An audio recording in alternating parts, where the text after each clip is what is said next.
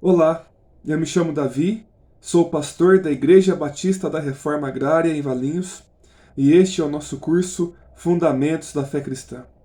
Hoje nós vamos falar sobre Deus e eu gostaria de começar lendo um texto bíblico para você de Isaías 45, versículo 5, que diz assim: Eu sou o Senhor, não há nenhum outro, além de mim não há Deus. Texto em que o próprio Deus fala por meio do profeta Isaías. Falar sobre Deus é falar sobre o assunto mais nobre, mais magnífico, mais especial, mais incrível que alguém possa imaginar. Falar sobre Deus, pensar sobre Ele, desafia a nossa imaginação, mexe com o nosso coração. Falar sobre Deus é uma tarefa que requer reverência, admiração, de certa forma, cautela. Estamos falando sobre Deus. Este ser que a Bíblia apresenta para nós de capa a capa. Esse ser que está acima de todos nós, mas também é presente na nossa vida. Deus.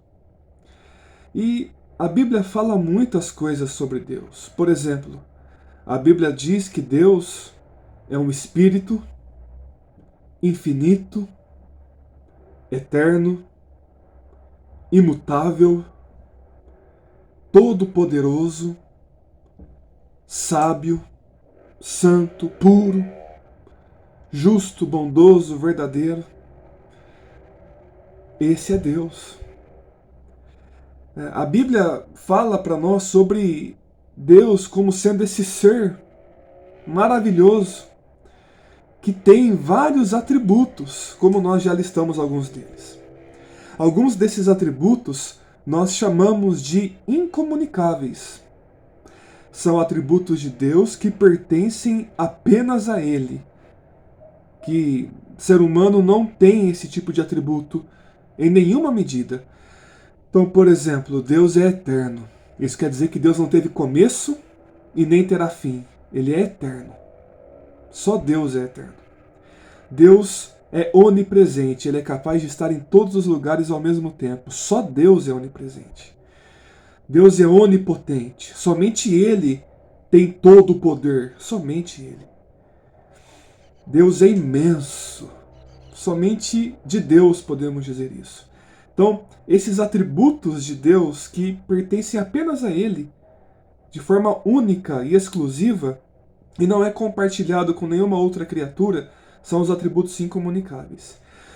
Já os atributos comunicáveis são aqueles que Ele de alguma forma partilha com o ser humano. Deus é a fonte desses atributos, mas Ele concede que o ser humano os tenha em algum nível. Um nível, é claro, finito, ao contrário de Deus, que é infinito. Então, por exemplo, o atributo da sabedoria. Deus é a fonte da sabedoria, mas Ele concede que seres humanos também tenham algum tipo de sabedoria. Amor. Deus é amor, mas Ele concede aos seres humanos a capacidade de amar pela sua graça.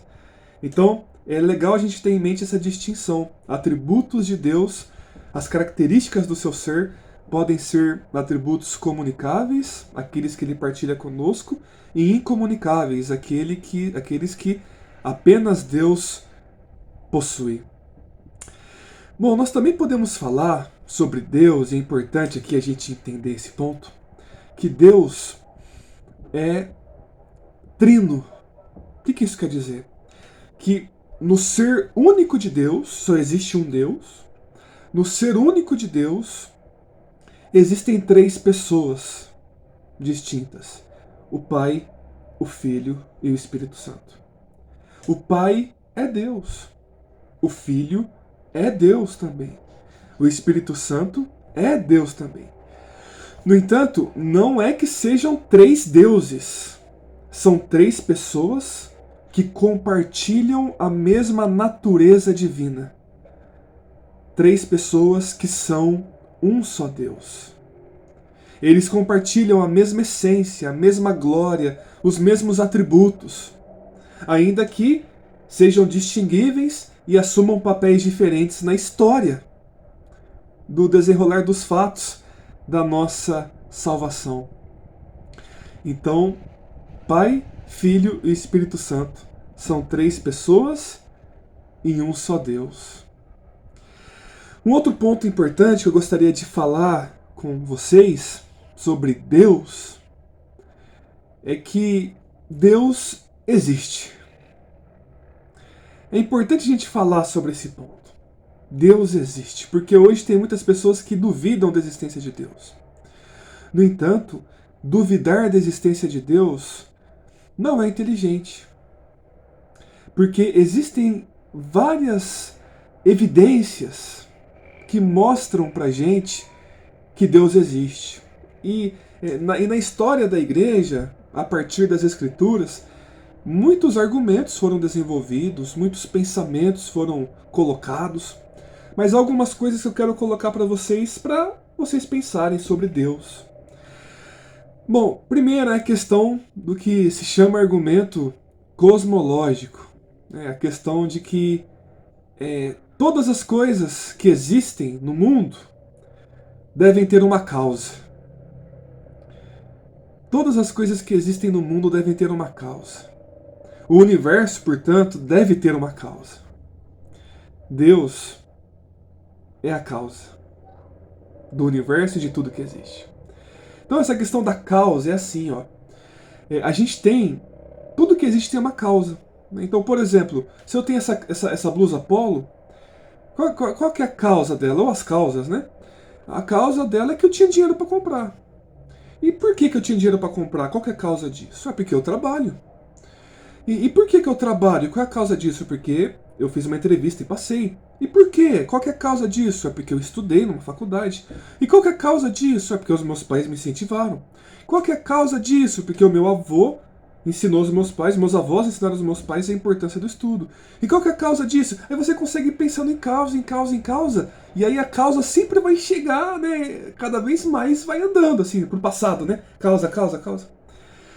Então se a gente for retrocedendo as causas, a gente vai chegar numa causa primordial. A gente vai retroceder, nosso avô, nosso pai, nosso avô, bisavô, tataravô, eventos que aconteceram há séculos atrás, há milênios atrás, imagina, vai retrocedendo. A gente tem que chegar num começo.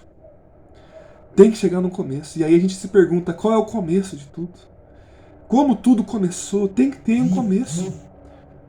O começo nós cremos que é Deus. Então esse é o argumento da causa, né? Ou o argumento cosmológico, quando ele é aplicado à questão do universo.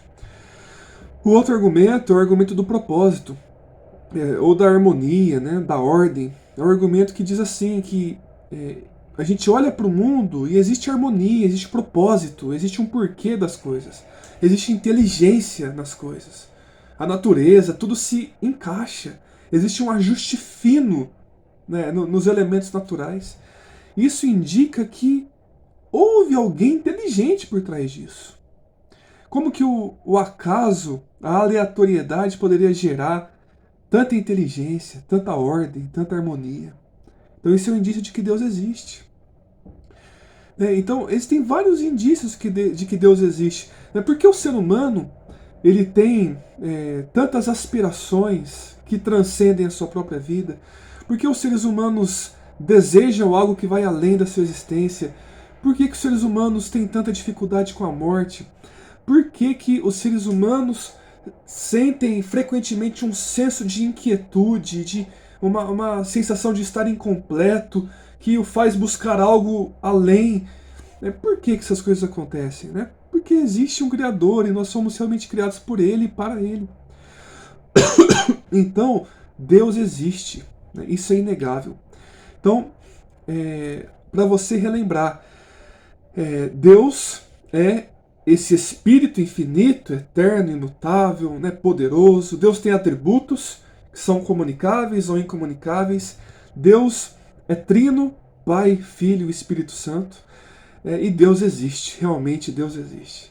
Graças a Deus por isso. Nós vamos, no decorrer desses estudos nossos, aprofundar nossa compreensão sobre Deus, nosso relacionamento com Deus com base naquilo que a Bíblia ensina, mas graças a Deus que Ele é um Deus presente. Para terminar, Deus é ao mesmo tempo transcendente e imanente. O que isso quer dizer? Deus é transcendente, quer dizer que Ele está acima de todos nós.